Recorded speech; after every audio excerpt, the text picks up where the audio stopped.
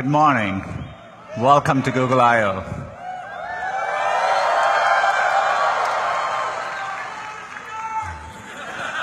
I love you guys too. Can't believe it's 1 year already.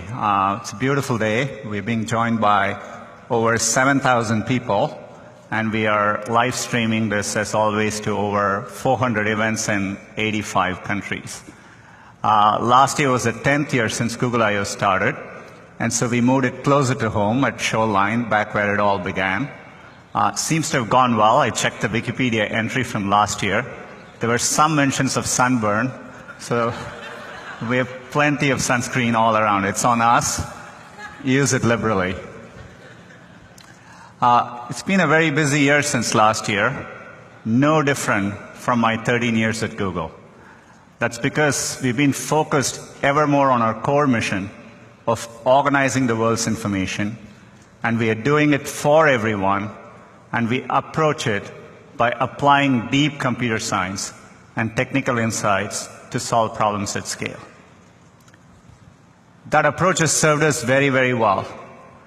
This is what has allowed us to scale up 7 of our most important products and platforms to over 1 billion monthly active users each. And it's not just the scale at which these products are working. Users engage with them very heavily.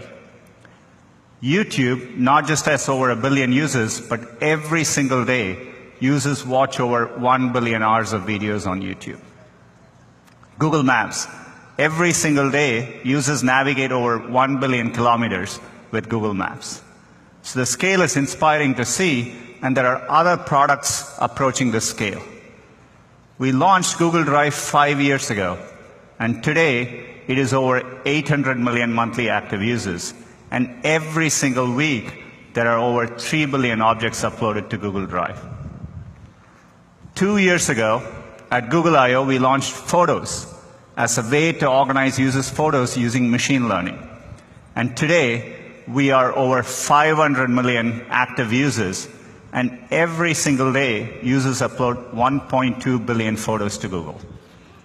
So the scale of these products are amazing, but they're all still working up their way towards Android, which I'm excited, as of this week, we crossed over 2 billion active devices of Android. As you can see, the robot is pretty happy too behind me. So it's a privilege to serve users at this scale.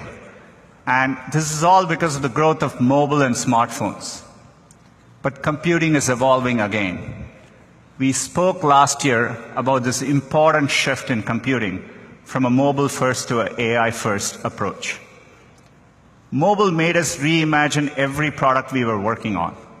We had to take into account that the user interaction model had fundamentally changed with multi-touch, location, identity, payments, and so on. Similarly, in an AI-first world, we are rethinking all our products and applying machine learning and AI to solve user problems. And we are doing this across every one of our products. So today, if you use Google Search, we rank differently using machine learning. Or if you're using Google Maps, Street View automatically recognizes restaurant signs, street signs, using machine learning. Duo with video calling uses machine learning for low bandwidth situations. And Smart Reply in Allo last year had great reception. And so today, we are excited that we are rolling out Smart Reply to over 1 billion users of Gmail. It works really well. Here's a sample email. If you get an email like this, the machine learning systems learn to be conversational, and it can reply, "I'm fine with Saturday," or whatever. So it's really nice to see. Just like with every platform shift, how users interact with computing changes. Mobile brought multi-touch. We evolved beyond keyboard and mouse. Similarly, we now have voice and vision as two new important modalities for computing. Humans are interacting with computing in more natural and immersive ways. Let's start with voice. We've been using voice as an input across many of our products. That's because computers are getting much better at understanding speech.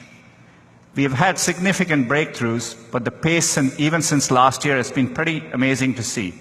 Our word error rate continues to improve, even in very noisy environments. This is why, if you speak to Google on your phone or Google Home, we can pick up your voice accurately, even in noisy environments. When we were shipping Google Home, we had originally planned to include 8 microphones so that we could accurately locate the source of where the user was speaking from. But thanks to deep learning, we use a technique called neural beamforming, we were able to ship it with just 2 microphones and achieve the same quality. Deep learning is what allowed us about 2 weeks ago to announce support for multiple users in Google Home, so that we can recognize up to 6 people in your house and personalize the experience for each and every one. So voice is becoming an important modality in our products. The same thing is happening with vision. Similar to speech, we are seeing great improvements in computer vision. So when we look at a picture like this, we are able to understand the attributes behind the picture. We realize it's your boy in a birthday party. There was cake and family involved, and your boy was happy. So we can understand all that better now. And our computer vision systems now, for the task of image recognition, are even better than humans. So it's astounding progress, and we're using it across our products. So if you use the Google Pixel, it has the best-in-class camera, and we do a lot of work with computer vision. You can take a low-light picture like this, which is noisy, and we automatically make it much clearer for you. Or coming very soon, if you take a picture of your daughter at a baseball game and there is something obstructing it, we can do the hard work, remove the obstruction, and have the picture of what matters to you in front of you. We are clearly at an inflection point with vision, and so today we are announcing a new initiative called Google Lens. Google Lens is a set of vision-based computing capabilities that can understand what you're looking at and help you take action based on that information. We'll ship it first in Google Assistant and Photos, and it'll come to other products. So how does it work? So for example, if you run into something and you want to know what it is, say a flower, you can invoke Google Lens from your assistant, point your phone at it, and we can tell you what flower it is. It's great for someone like me with allergies. Or if you've ever been at a friend's place and you've crawled under a desk just to get the username and password from a Wi-Fi router, you can point your phone at it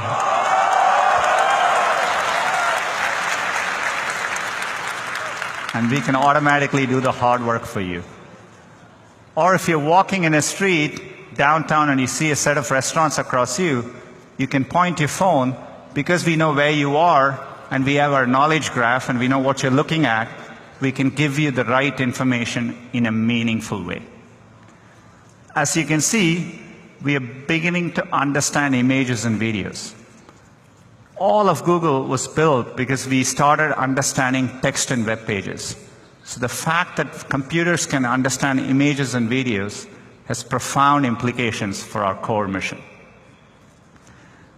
When we started working on search, we wanted to do it at scale. This is why we rethought our computational architecture. We designed our data centers from the ground up, and we put a lot of effort in them. Now that we are evolving for this machine learning and AI world, we are rethinking our computational architecture again. We are building what we think of as AI-first data centers. This is why last year we launched the tensor processing units. They're custom hardware for machine learning. They were about 15 to 30 times faster and 30 to 80 times more power efficient than CPUs and GPUs at that time. We use TPUs across all our products. Every time you do a search, every time you speak to Google. In fact, TPUs are what powered AlphaGo in its historic match against Laserdal.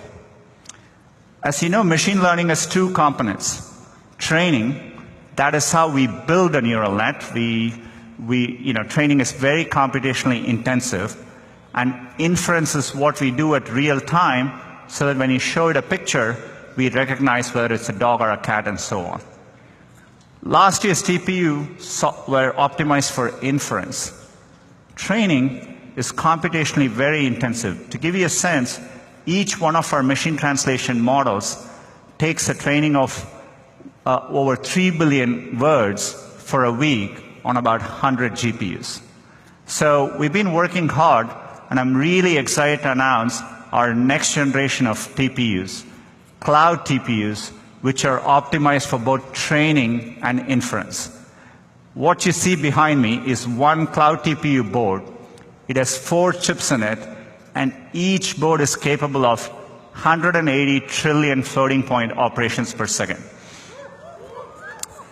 And we have designed it for our data centers, so you can easily stack them. You can put 64 of these into one big supercomputer. We call these TPU pods, and each pod is capable of 11.5 petaflops. It is an important advance in technical infrastructure for the AI era. The reason we named it Cloud TPU is because we are bringing it through the Google Cloud Platform. So cloud TPUs are coming to Google Compute Engine as of today.